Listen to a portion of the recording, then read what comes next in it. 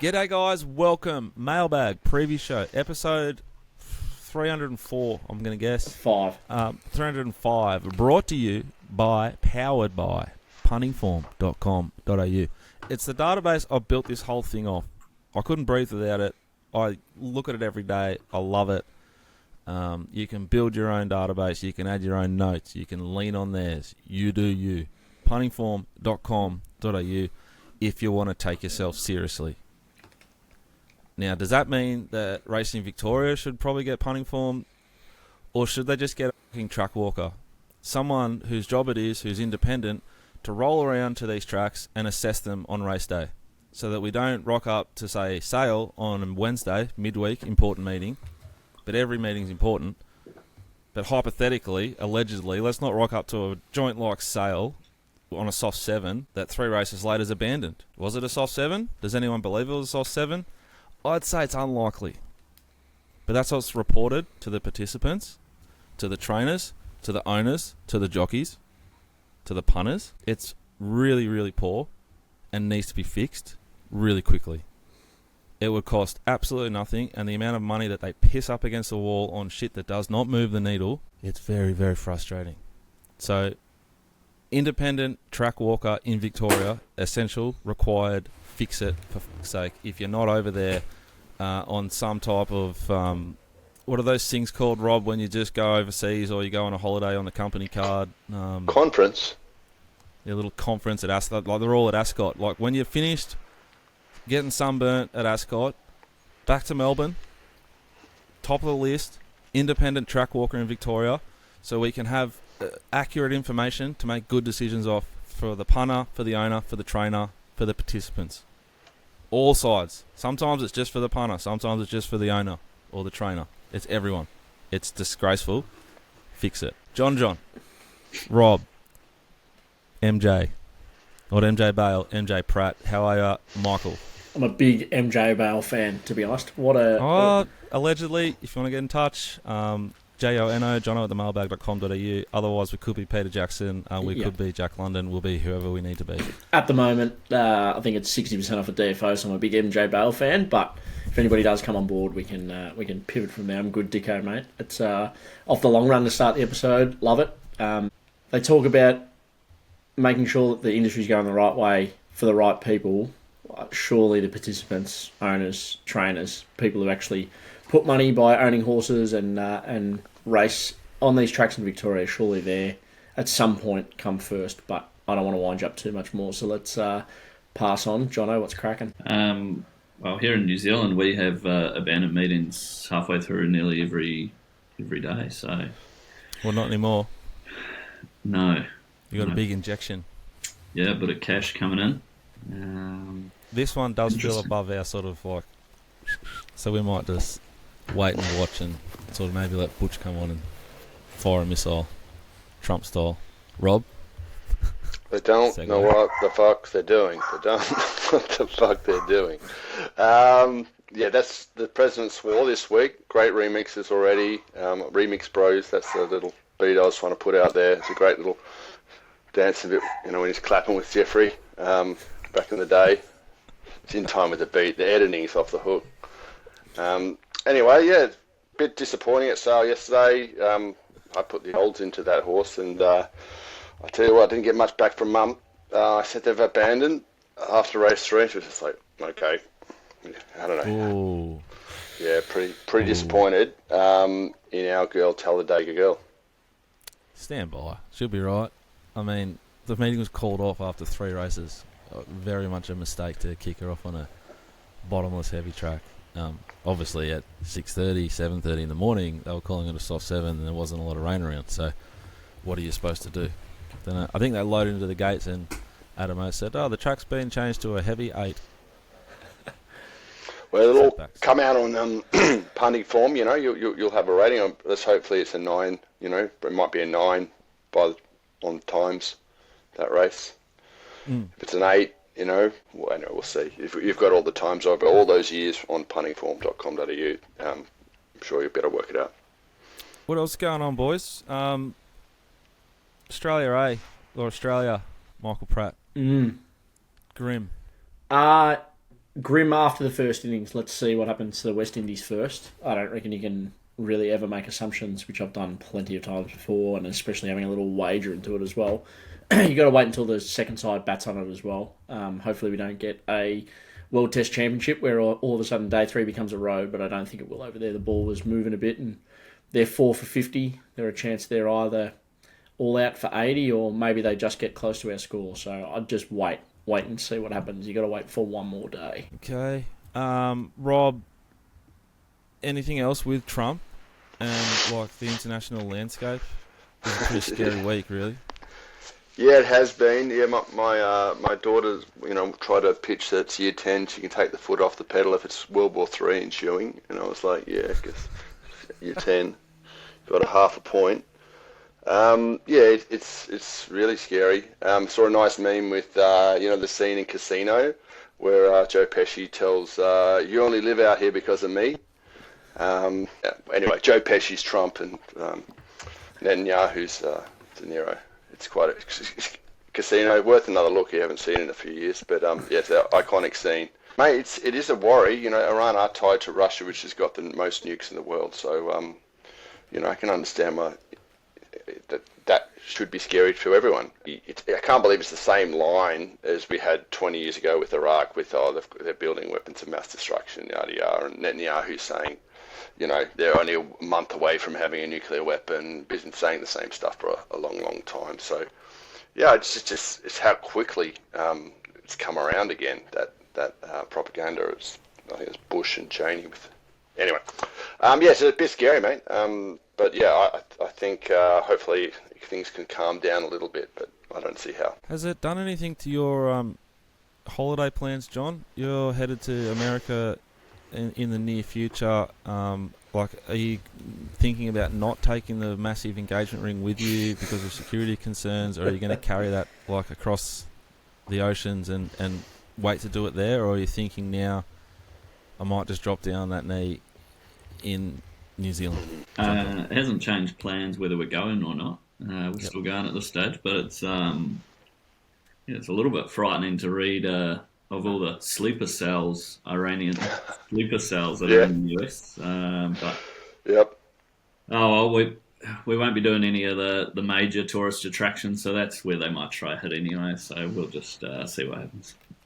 And we're not flying Air India either, so it's all good. Why? John, off the long run. Boys, Caulfield, the rail's out a significant way. I think it might be 11 metres for a Saturday meeting, 12 metres Saturday meeting, middle of winter. We've got nine races, an array of quality and a lack of quality in some of them. But a juicy meeting all the same. I've done races 1 to 4 and now 6 in depth. We'll work through the rest of them this afternoon. We saw last week at Flemington that some really nice horses can present themselves through this time of year. I don't think Saturdays will be as strong, but I thought there was a couple of really interesting and potential bets in race 3. Should we head there now? Before we do, Dicko, I'm sure some of the listeners will be interested to hear your opinions on both Splashback and She's an Artist and where they might get to. Did you want to speak about them first and maybe start with Splashback? Tactics interesting, but got the job done all the same. What do you think? Where do you think Splashback can end up? It's a group horse. It's a very nice horse. In race 6, Empress of Wonder comes through the same race, ran second to it, wide draw again, Logan Bates sticks. That's sort of more what we focus on, is where and what can we do with the form and when it stacks up. The win was enormous. The tactics were dumb. The upside's proper. But I don't think it's near as much as She's an Artist. That's a scary big number, and it's now done 2 really nice numbers both starts. It's only gone in the races twice, and it could not have been more impressive. It's going to be fascinating watch to where and how hard they go with her.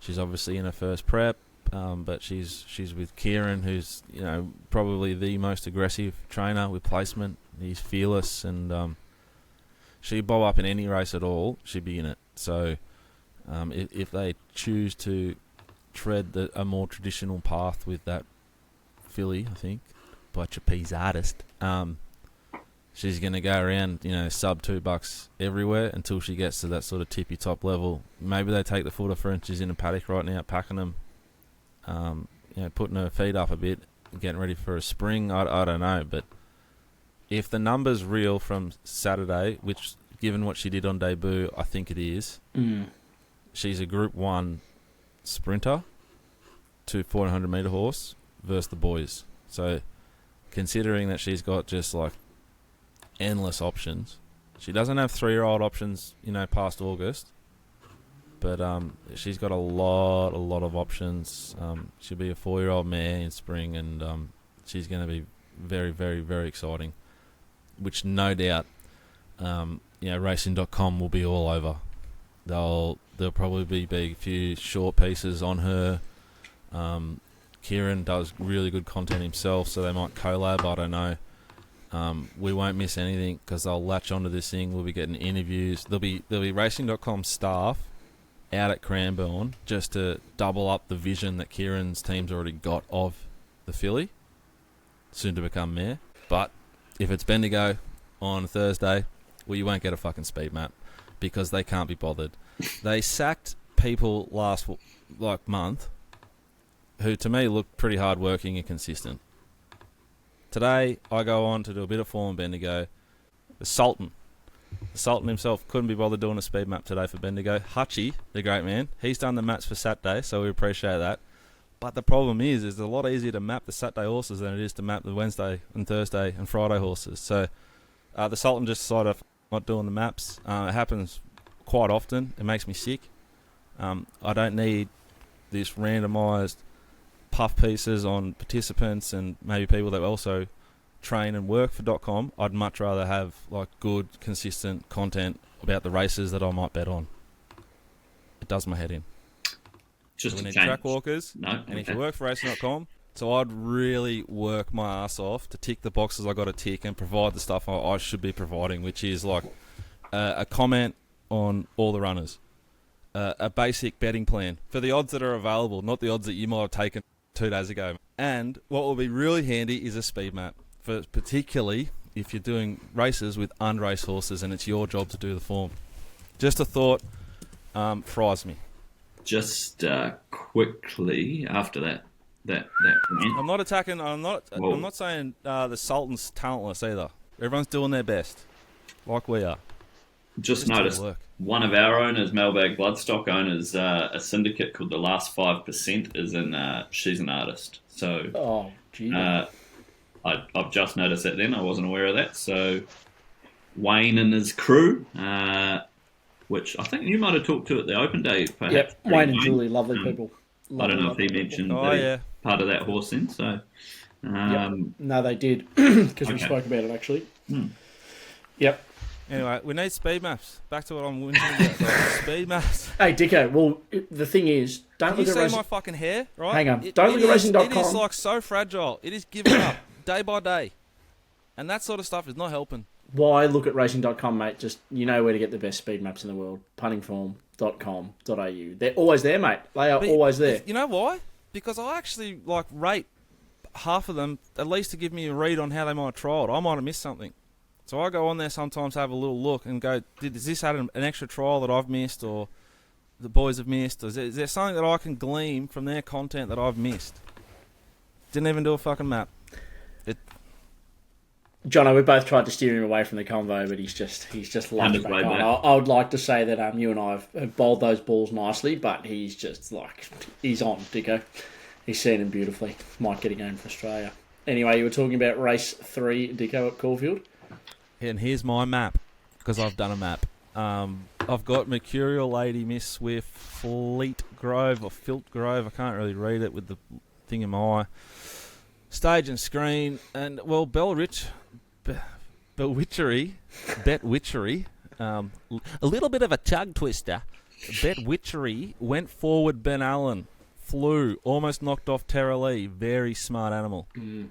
They've taken Ben and the blinkers off. Wide draw, Hannah Edgley, scary stuff. Like, that'll keep you up at night if your name's Troy Corstens. You'd be going, fuck. Wide draw, scary map. Dobkins, attachments, midfield with Vein Champagne. Now, this horse's name, I'm going to have a crack at. I'm going to have to because I backed it. Illivi. Thoughts? Number 7? I was going Illy Ivy, but not sure. Illy Ivy? Rob? No. Nah, I'll let you make the dig yourself. I can't read it the best of times. Long Brew goes back, I think, has upside. Lightly raced. I think it's had the one start, really nice win. Yendel goes on, just the wide draw, didn't know where it gets to. And Zarpo goes back. It's a 400-metre horse. This is a 1,200-metre race for the 3-year-old fillies. Now, 2 horses here really interest me. Overall on Saturday, I want to avoid doing what I'm about to do, but here we go. I think we want to back horses that are forward throughout the card. I think that's how this track will race on the 12-metre rail. But these horses are both fat prices. The first one is the horse that we can't pronounce. It's number 7, Livy. Number 7, Jono? I don't know whether I'm right, but Illy Ivy is what I was leaning. Number 7, Illy Ivy. Logan Bates goes on, replacing Celine Gaudray. Last start, Sandown Lakeside, 1,200-metre race. It won a maiden. It started 2:45 and was crunched. It circled them on an on-pace bias day. It made significant ground on a horse that was scopy. I think it's good form. I think the win was full of merit.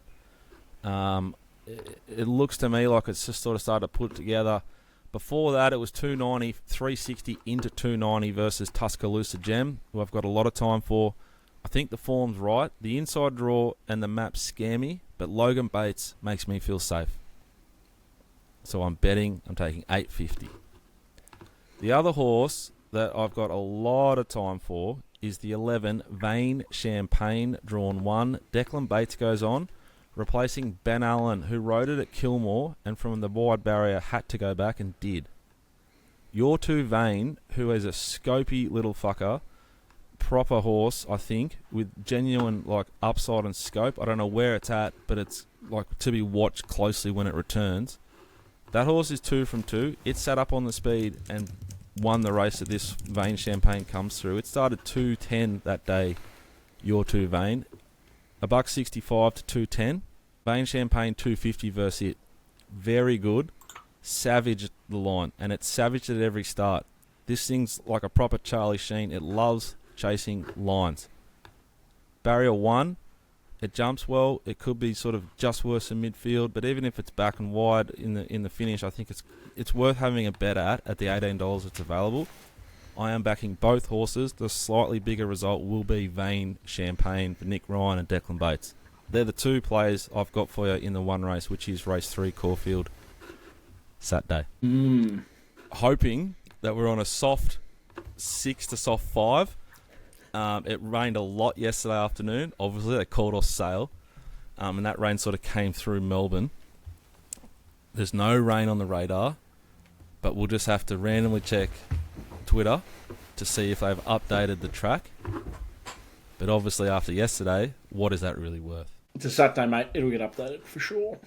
Yeah, but will it be right? Don't know. It got updated yesterday. Was it right?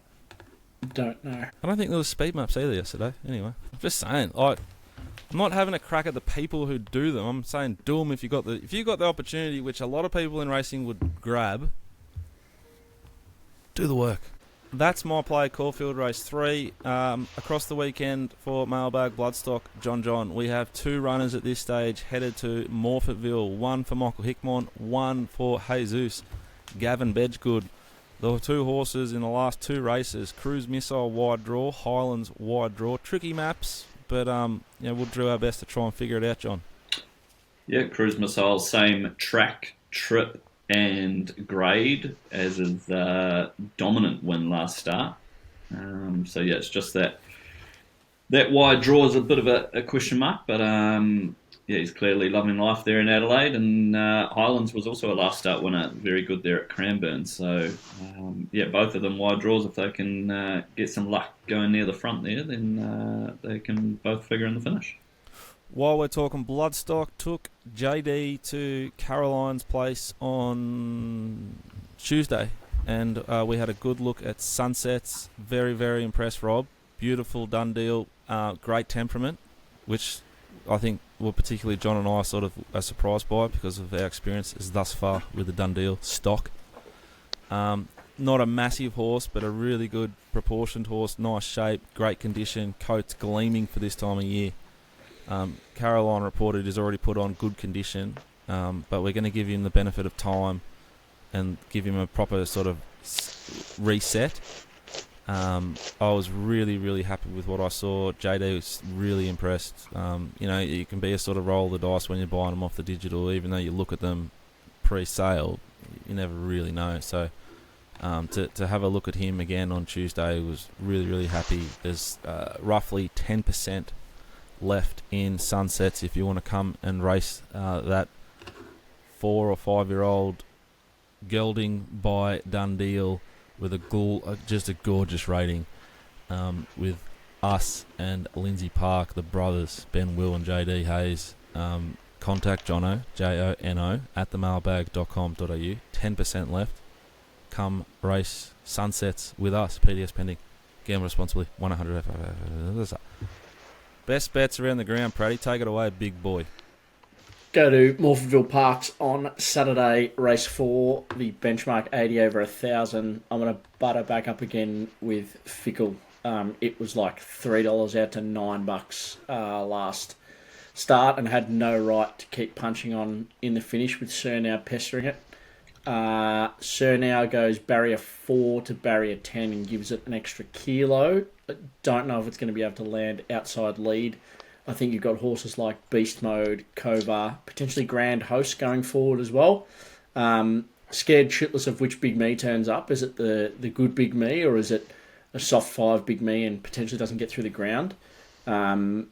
16 Reasons is another really nice horse, but it's blinkers off Todd Panel from barrier 8. I'm not sure we see this thing going forward.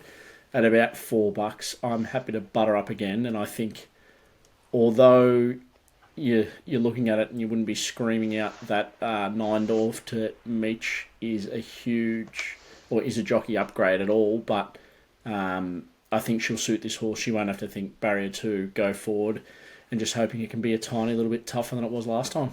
Jono? I've also gone Morphettville Parks. New Zealand racing. Trentham's full of jumps racing this weekend, with Matty Hill actually calling the jumps here. And why? You just triggered him again. Sorry about that. There'll be a full-on piece on that too. No maps at Bendigo, but a full piece on that. Needle-moving stuff. Sorry, folks. So I've gone to Morphettville Parks. Race 2, number 5, Actor Non-Verba from the Danny O'Brien yard. Was very good there first up at Swan Hill. Just got out late, and he probably thinks he had won. He's lost by 0.02 lengths. I think he'll improve second up. He's got some very good form last preparation around he bet King of Enterprise by 2 lengths. He was 0.4 off Treasure the Moment. Started single digits in the Carbine Club. So I think from barrier 2, Liam Reardon, he'll be up on pace, and I think he'll be hard to beat.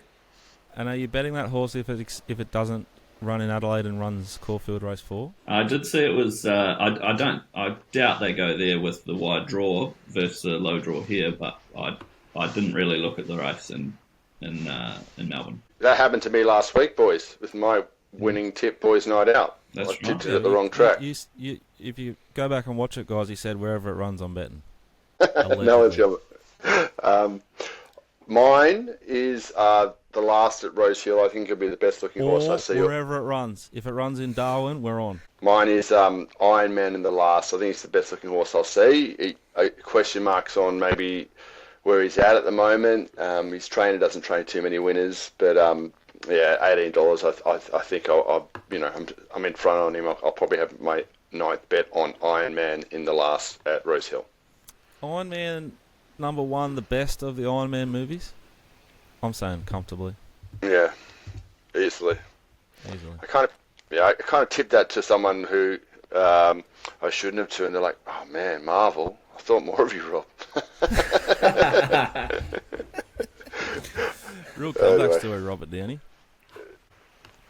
Yeah, all right. Farjack's best is the Tats Tiara, Grinzinger Bell, Mickey Gannon, Rosehill Race 3, Tazo Ray. And what else we got? T. Papley, who plays Friday night. Race 4, Saturday, number 8, Mia Ballerina, each way. Again, 10% left in Sunsets. If you work at racing.com and you took offence to me asking you to go the big lift and just get the basics done, then I apologise, but I think you need to be better. And if someone at Racing Victoria is offended at me giving feedback that I think is like something that's needed, we need information that's accurate for tracks, for owners, for trainers, for punters. I apologise for offending you or upsetting anyone that I have today, which I probably have. Jono, Rob, Pratty, it's been a pleasure. Guys, and if you're watching, gamble responsibly, 1-800-858-858, or visit the website. Chances are you're about to lose. That is, of course, unless you head to themailbag.com.au and get Rob's mounting yard mail. The horses will whisper to him. We're dealing with, like, furry coats, gleaming coats. Are they housed at Rose Hill with the heater on, or are they out at Scone? We don't know. Rob does. He'll let them tell you what they're doing, how they're feeling, and how they might perform. Pistol Pete live from the Caulfield Mounting Yard. And my prices if you want them. Have a phenomenal weekend. Bye for now.